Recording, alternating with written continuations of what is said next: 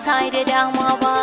A ce ka so mai sanka haka zancen ba shakka, ya mai sona kai kadai ne baka taɓa min laifi ba.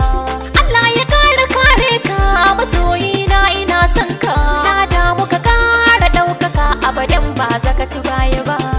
Ka ci gaba har tsawon ranka tare da ni a gefenka, ka samu nutsuwa a rayuwarka masoyi na farin duba. Cika alkawari gare ka shi yasa zuciya ta so ka, faɗa maka kan san ka ni ba zan yi ƙasa gwiwa ba. Kuma kyauta gare ka ba ka rufe hannuwanka, na ji mai yin haka a rayuwarsa ba zai taɓa yin kunci ba. Ai ba wahala a kanka in kana taimakawa waninka, tunda Allah ne ya baka tona san ba za a karɓa ba. Ka tsallake sharrin mugu mai yawo lungu-lungu, mai sanya ga ya cuce ka a radu ba zai yi nasara ba. Kai ne karamin su babban su, sun san kafi karfin su, sun zuba gwiwoyin su duk sun tuba ba za su sake ba. Faɗa da kai ba riba don haka dai na kankan ba, ba a faɗa da damusa a radu ba a ci riba ba. Masoyi na kai musu tazara kayi nisa ba ka jinkira, maƙiya ka bar su da bara zaki bai kama da kura ba.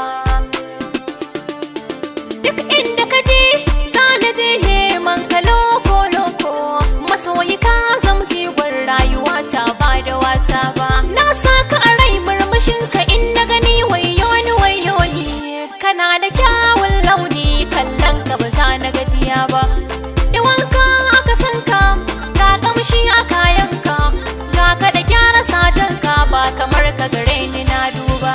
Abin da yasa nake son ki kyawawan ɗabi'unki, ni banda kamar ki a rayuwa ta nai nazari na duba. Idan na kalli fuskarki ko ƙwayar idaninki, sai in ji kamar a duniya ba wanda ya kai ni cin riba.